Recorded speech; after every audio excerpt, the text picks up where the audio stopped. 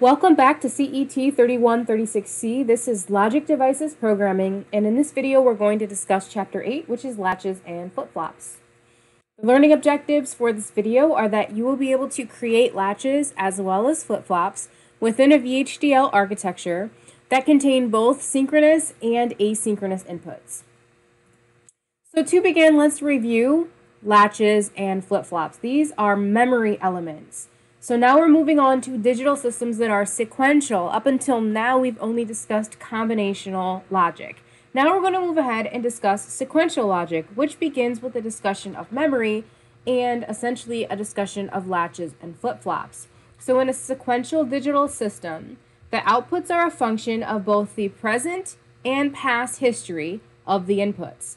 Since we need a past history of the inputs, we now have the idea of memory. Memory is required to store the values of past inputs. And our basic unit of memory is a sequential system that can store 1 bit. In our case, that sequential system is going to be a latch or a flip-flop.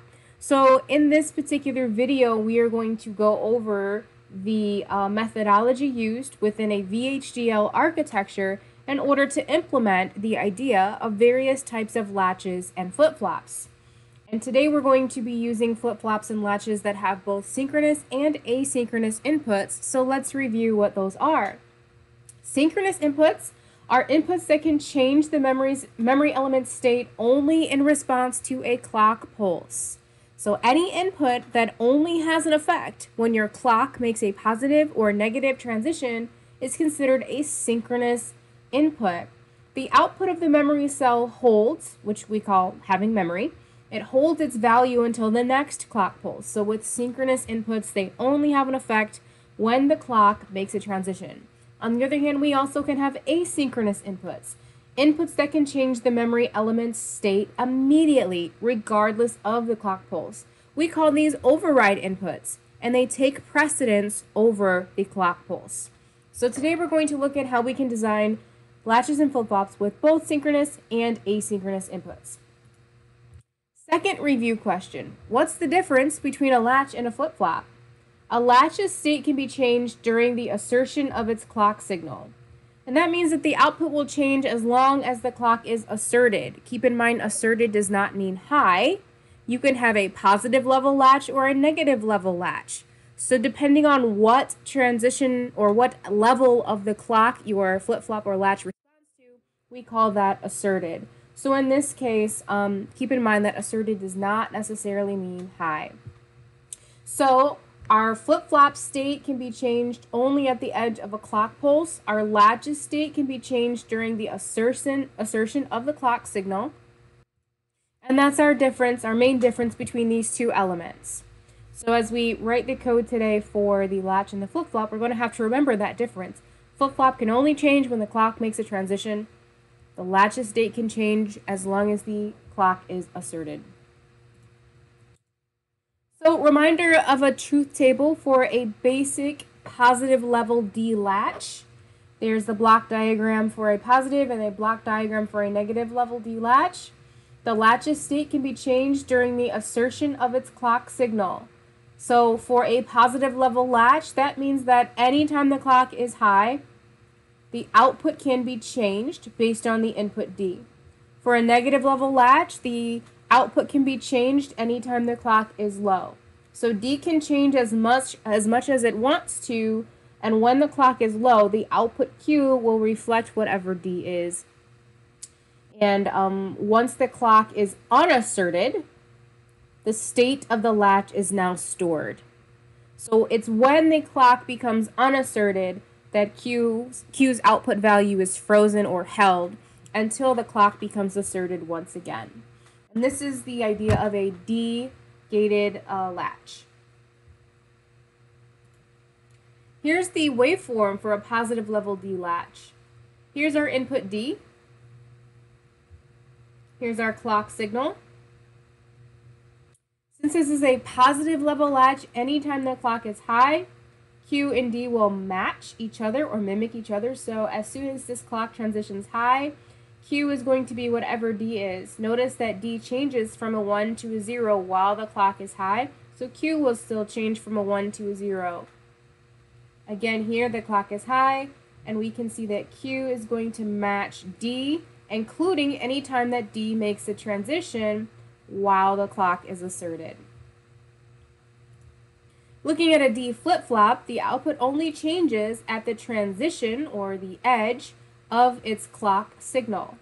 So if I look at the same waveform as before, but apply these two inputs to a positive level D flip-flop, we have a different output as compared to before. When this clock makes a positive transition, Q becomes whatever D is at that moment in time, and it's going to stay that way until the next positive transition. At this positive transition, Q will become whatever D is at that exact point in time. It will make that transition, and it will stay in that state until the next positive clock edge.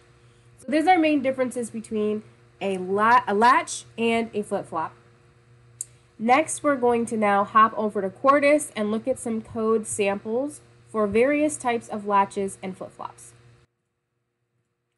Alright, so I have a new project in Quartus. I just called it Latches and Flip-Flops because I'm going to make various types of latches and flip-flops within the project. I'm going to start with a D latch. So to begin my code, I have my context clause, my entity. I'm just going to call it D latch. My inputs for the D latch are D. My data input, clock,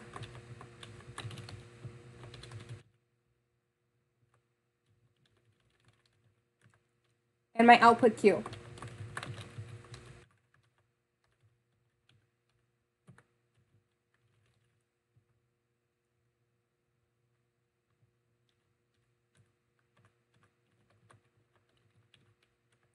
So there's my entity.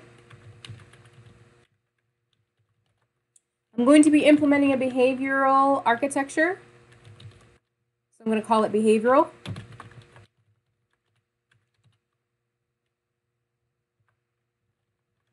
And now I'm going to begin my architecture. One thing, I'm going to take my semicolon out right there. Okay, and now I'm going to begin my architecture. So I'm going to begin with a process, which is going to respond to D and the clock. Here's the beginning of my process. I'm going to have an if statement. If the clock is high, then we're going to set the output to get the value of D.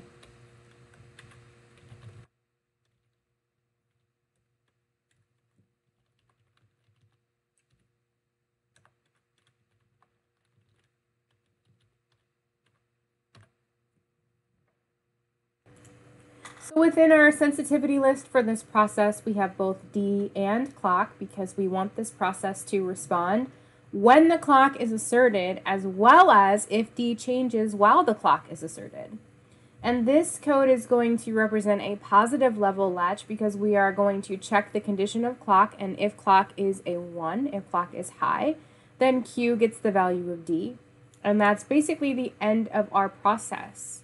I could easily change this to 0, and this becomes a negative level latch.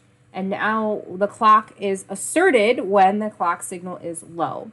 So when the clock signal is low, whatever the value of D is going to become Q, and that's really going to be the case as long as clock is asserted.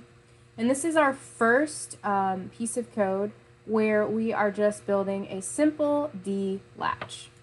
So I'll go ahead and save this.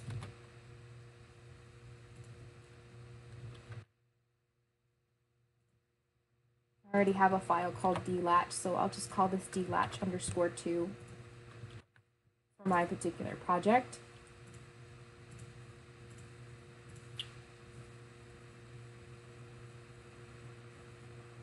And there's our first latch. So I could continue to make the symbol file and to test this using a functional simulation using the waveform generator.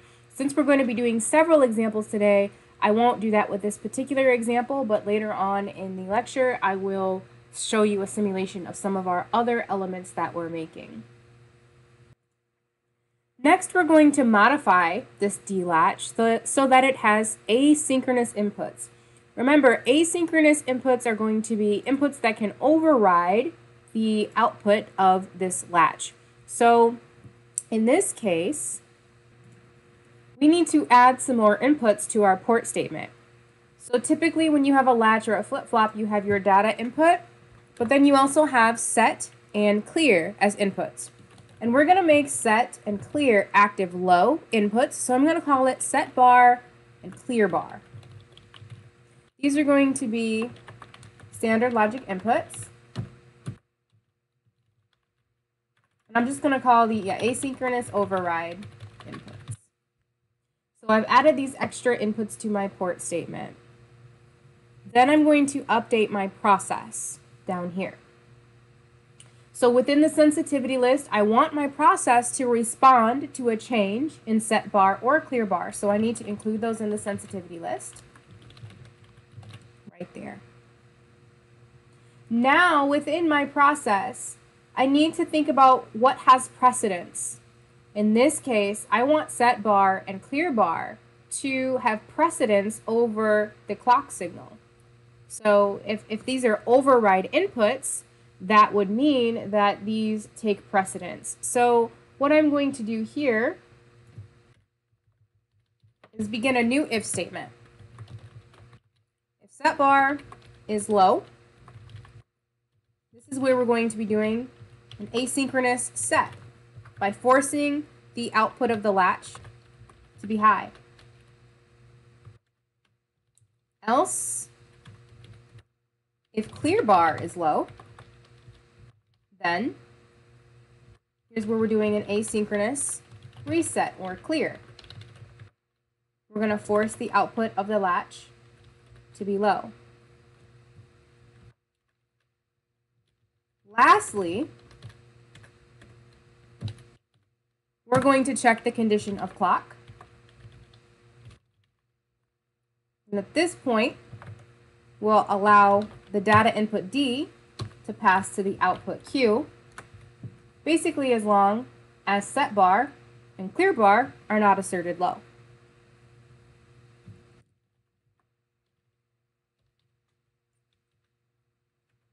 This completes my process, which now includes those asynchronous override inputs.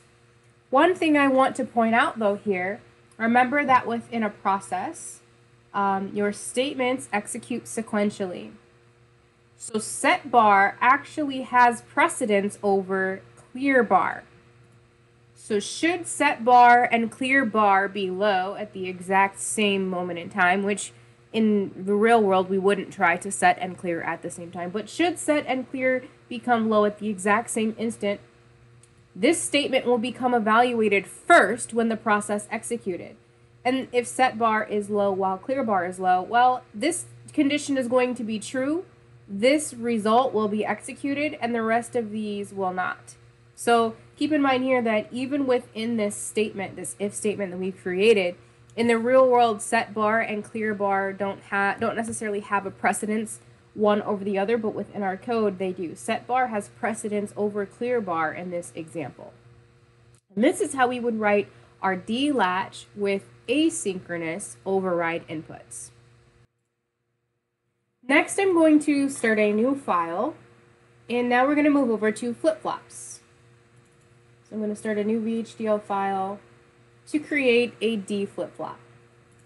So I'll go ahead and copy my context clause from the first file. Here's my context clause. And then I'm going to name my entity D underscore flip-flop, and I'm going to call it PE for positive edge. So now we're designing a D flip-flop. Again, we're going to have two inputs, D and clock, and one output Q.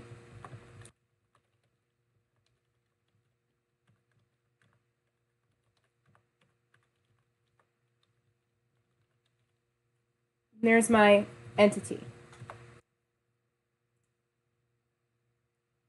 Next, I'm going to do my architecture, which is going to be a behavioral style again.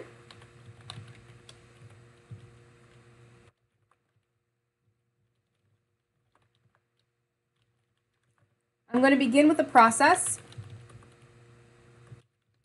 This time I only have one signal in my sensitivity list, and that's the clock signal, because a flip-flop only responds to a clock, a transition, a clock edge. So we want to be very careful here about the process statement. With a latch, we're responding to both D and the clock, because the clock could be asserted and then D can change while the clock is asserted, and we want to respond to that. With a flip-flop, we only want to respond when the clock makes a transition. So there should only be one signal within our process sensitivity list for that process to respond to, and that's the clock signal. So that's a big difference here. Now what we're going to do is we have to check that there has been what we call an event on the clock signal. And here's how we do that. If CLK, which is the name of our clock signal, apostrophe event, and that's a keyword. So this is basically going to check for an event, either low to high or high to low on the signal CLK, which is clock.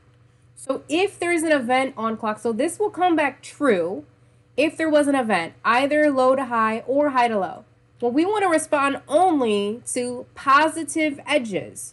So we want to check that there was an event on the clock signal, and we want to know that the clock is now 1. Because if the clock is now 1, that means we had an event from 0 to 1. So we have to have these two conditions within our if statement. We have to check that there was an event on the clock signal, and we have to check that the clock is now currently 1. That will alert us to a positive edge. So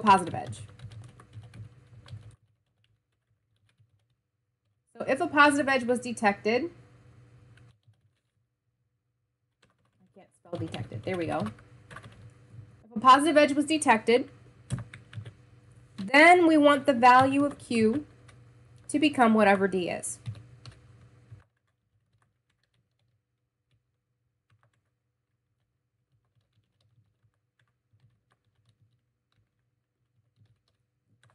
And there's my architecture for a positive triggered D flip-flop, positive edge. I'll go ahead and save this. I know I already have another file with the same name, so I'm just going to call it _2 just to save it.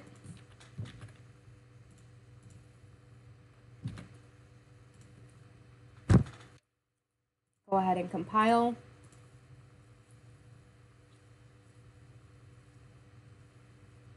And there's our flip-flop. Now let's go ahead and add our asynchronous set and clear inputs to this flip-flop. So I'm going to have set bar, clear bar as inputs, standard logic, added to my port statement. Now, within the process statement, I want to respond to the clock, but I also want to respond if set bar or clear bar go low. So I need to add those to the sensitivity list. Without putting these in the sensitivity list, this process will never respond to a change in set bar or clear bar. You effectively have created inputs that do nothing. So we have to be careful and very meticulous when we decide what the process is going to respond to and then how it's going to respond. So in this case, I'm going to add set bar and clear bar to my flip-flop with the process statement. So within the process itself, I'm going to now check for set bar. If set bar is low, then I'm going to force the output of the flip-flop to be high. That's your asynchronous reset. I'm sorry, your asynchronous set. Else, if clear bar is low, then Q gets a 0. Here's your asynchronous clear or reset. Else if, Now we want to check for a clock edge, and I'm going to show you a second way to do that. There's another command we can use, which is called rising edge. So I can say else if rising edge of the clock. This would return true if a rising edge was detected on this signal. This signal could be anything, but we know that this signal represents our clock. So if we have a rising edge on clock, then Q gets D.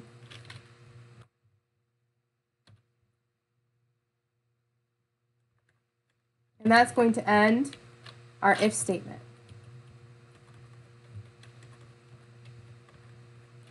So now we've added our asynchronous override inputs to this particular D flip-flop, which is positive triggered. If I wanted to change this so that it was a negative triggered, I could simply change the word rising here to falling. Now it's a negatively triggered flip-flop. Or if I had my previous line of code, which was that, I could say if clock event and clock 0, then that would also detect a negative edge. So either one of those will work for detecting a negative or falling edge in your clock signal. So now I have asynchronous override inputs. What if I want them to be synchronous override inputs? Now remember, if these are synchronous override inputs, that means they only have an effect when the clock makes a transition. So what would I have to change about this code so that these only have an effect? Set bar and clear bar only have an effect when the clock makes a transition. Now, basically what we're seeing here is when the clock makes a transition, set and clear have precedence over D. But set and clear do not have precedence over the clock transition itself. How would I need to change this so that set and clear bar go from being asynchronous override inputs to synchronous override inputs? First, I'm going to go ahead and put this back as a rising edge. And now, in order for these to become synchronous override inputs, well, the first thing I have to do is check for the rising edge once I get into this process. The first thing that I do within the process can't be to check set bar before checking the status of the clock. What we need to do is rearrange this a bit. So once we get into our process, we're first going to check if the clock has had a rising edge. Because remember, these statements within your process execute sequentially. So the first thing we do is what's going to have precedence. So first I'm going to check that the clock had a transition. Then I am going to decide what to do based off of set bar and clear bar.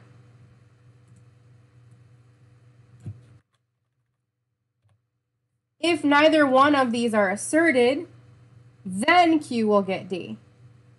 And now this has become a synchronous set and a synchronous clear or reset based on the fact that we've rearranged this code right here. So I'm going to need another end if because I added a new if statement. So there's this if is closed by that end if, and this if is closed by that end if, and that ends my process. So now I've changed this to synchronous override inputs by first checking the value or the status of the clock. If there's a rising edge, then I'm going to check set bar first. If set bar is low, set bar will have the highest precedence. Then we're going to check clear bar. If clear bar is low, that will have the next highest precedence. If neither one of these have been asserted, which means neither one of these are low, then the output of the flip-flop will be the value of D. And that's how we change this from asynchronous to synchronous override inputs. So I'm going to go ahead and compile this, and then we're going to create the symbol and the waveform for this flip-flop.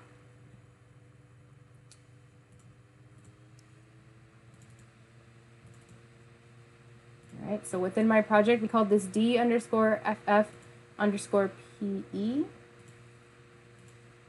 I'm going to add my inputs.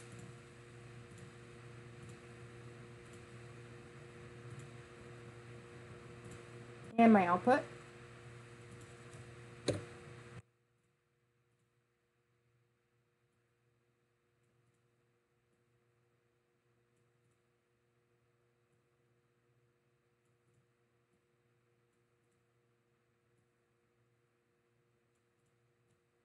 Oops, we don't want to do that. We don't want to connect those together. Anytime you see that large purple circle there, that's a node. We don't want a node to connect two inputs together.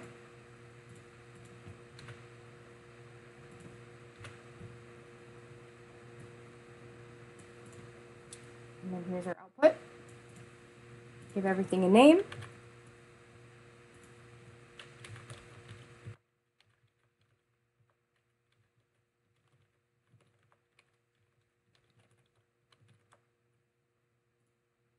Give the output a name. And compile. Save it.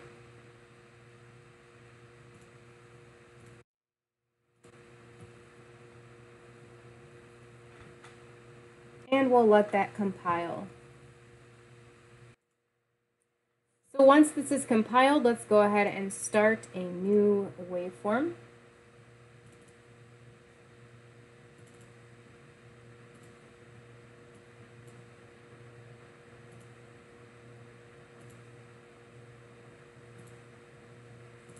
So there's all my inputs. You can arrange these in any order you want. I like to put the clock at the top. Then we have set and clear, then D. So these are sort of in order of priority or in order of priority. And then there's your output cue. Let's go ahead and set an end time for the simulation. And then we'll give our clock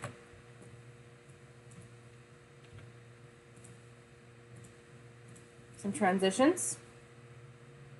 And then when it comes to testing this, you can decide at what point you want set bar or clear bar to change. You can decide what you want D to do.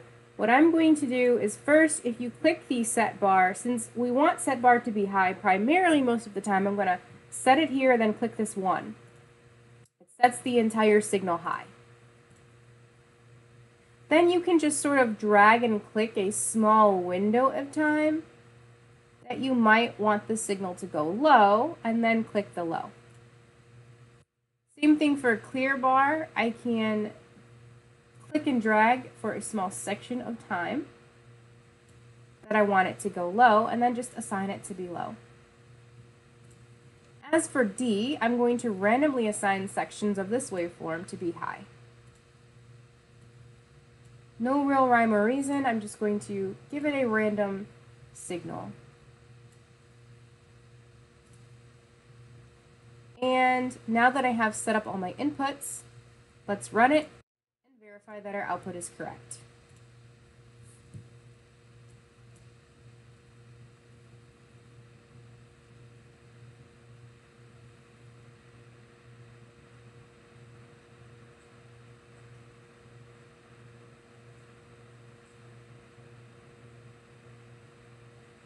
All right, so now we have our output. Remember, we designed this to respond to positive edges, so if the first positive edge right here, the output Q should be whatever D is unless the input, set bar, or clear bar is asserted. Neither one is asserted. D is high at this point, and we can see that the flip-flop is high. At the next rising edge, we can see that the set input is low, so that will take precedence and force the output of the flip-flop to be high, which it is still high. On the third positive transition, we can see that set is no longer in control, clear is not in control, and D has gone low at this point. And so we can see that Q is now low at this point. And our next positive transition, not asserted, the output should match D. D is high, the output goes high. So we can see that this is working. If we look ahead a little bit further, we can see right here that clear is now in control. Right here, because clear is low for 2 positive transitions. So for these 2 transitions, we can see that the output stays low, although D is high. Clear is in control right here. So we can see that this is working. We can even set up a secondary test, a secondary trial to show the precedence of set and clear. So again, in the real world, we would never have set and clear low at the same time. But let's go ahead and do that right here. Oops. Set clear. All right, we're going to make these both low. There we go. Oh wait, I have to close my waveform, sorry. That was the output. You have to make changes on your initial waveform right here. So I'm going to make this low. Okay, so set and clear are low at the same time. So at this transition right here, when we run the simulation, set's going to take precedence over low. We can run this again.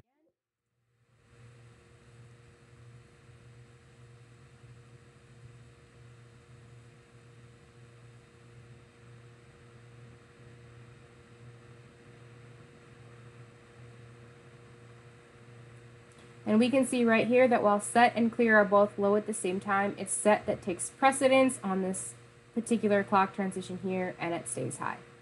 So that's just a quick waveform showing the D flip-flop with the synchronous inputs that we've added. Next, I'm going to move on to JK flip-flops. And so for this example, we're going to design our basic 7476 or 74112 that you used in digital systems that had both your J and K inputs as well as pre-bar, clear bar, and your clock signal. So pre-bar and clear bar are your two asynchronous override inputs for this flip-flop. So we're going to make sure that we implement that idea of the asynchronous preset and the asynchronous clear. Those both happen when those signals are asserted low. And for this design, I'm going to use the characteristic equation for a JK flip-flop. It's a logic equation that determines the output based on J and K, rather than just implementing the series of inputs that you see in the truth table for a JK flip-flop. Same thing, this is covered in the textbook, so you can read your book, Chapter 8, for more information. But we're going to go ahead and now design a JK flip-flop. And I'm going to begin with my library IEEE statement, my context clause, right there. I'm going to call this entity JK underscore flip-flop. In my port statement, I'm going to have J, K, pre-bar, clear bar, and my clock signal as inputs. For my outputs, I have Q.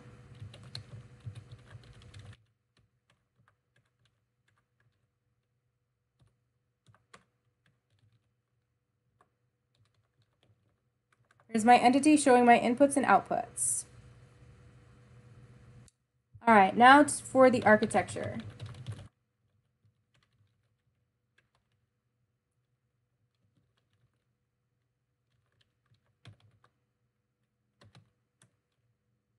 I'm going to begin with a local signal. I'm going to call it Q sig. It's going to be standard logic. And this is a local signal to assign and read. Now I'm going to begin the architecture with a process. I want my process to respond to the clock signal, pre-bar, and clear bar. And then within my process, I'm first going to check pre-bar.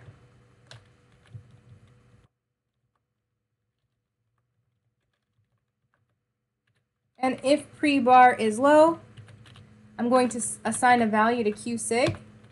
I'm going to make it high. If clear bar is low, then I'm going to make Q sig low.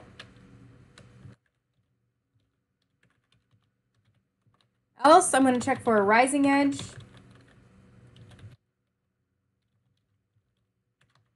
Of the clock. And I'm going to assign a value to Q sig. Now here's where I'm going to use that characteristic equation for a JK flip-flop.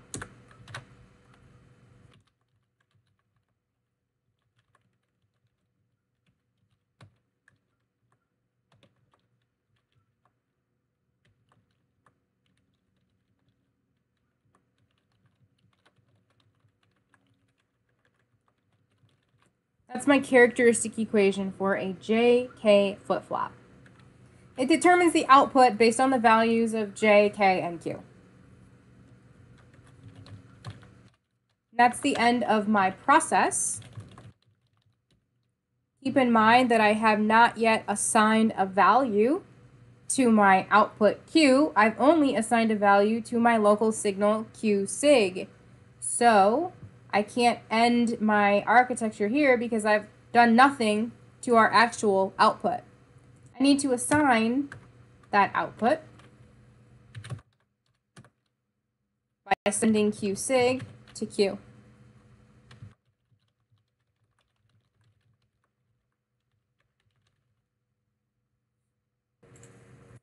So now we're going to go ahead and end the architecture.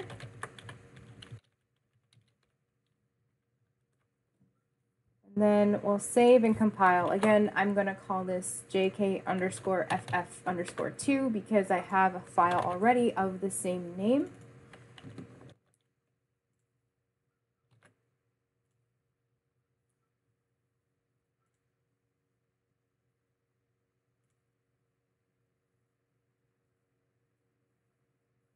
All right, I'm going to go back to my BDF file. I'm going to delete the flip-flop there we created previously. And I'm going to add the JK flip-flop that we just created instead. I'm just going to put all new inputs here.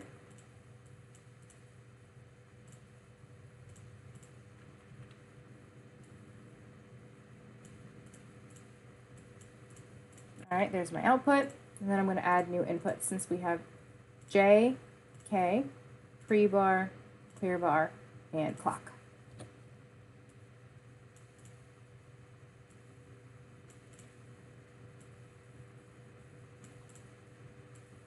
I will say multisim is much better for connecting wires on schematics compared to Cordis. I'm sure you guys have noticed that as you've used this program compared to multisim.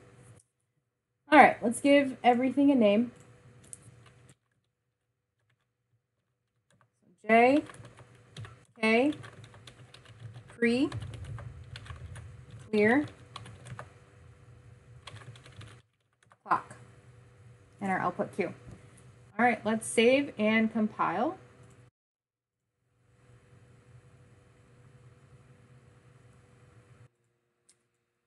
All right, once it's compiled, let's start a new waveform and test it out.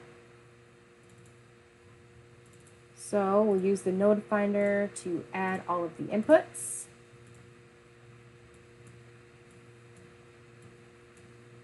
So we'll put clock up at the top, and J and K, and then pre and clear in our output.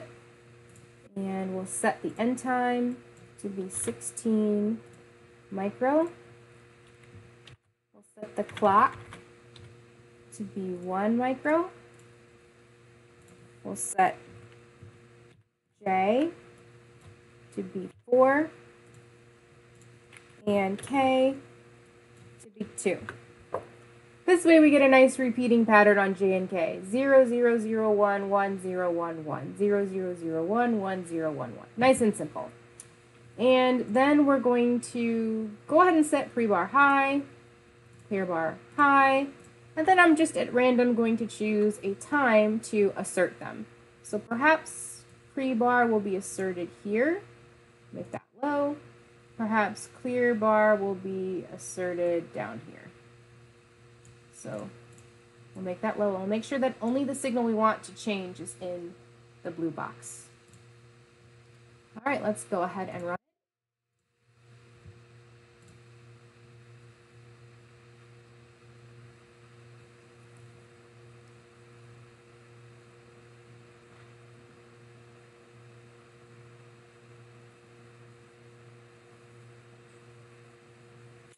Okay, and here's our output. Notice that we have no output here in the beginning. That's because for a flip-flop like this, we really need to initialize its initial state by setting it low, or setting one of these signals low in the beginning. So for example, we see that as soon as preset goes low and the flip-flop has now a initial state, we see a transition here. So if you start to simulate a sequential logic circuit and you don't have any output in the beginning, it's typically because something needs to be initialized. So once the flip-flop is initialized with pre-bar going low, forcing the output to be high, now we have a value. So just wanted to explain that. You might see that when you're simulating. So if we wanted to clean this up a little bit, I could go back to my waveform and I could make pre-bar go low a lot earlier. I could make it go low here. And that would allow me to test the functionality out while also initializing the value of the flip-flop so that as the code runs, it has an initial value to work from. So I'll redo this now that we know we need to have that initial value in there. And now we can see a much cleaner output.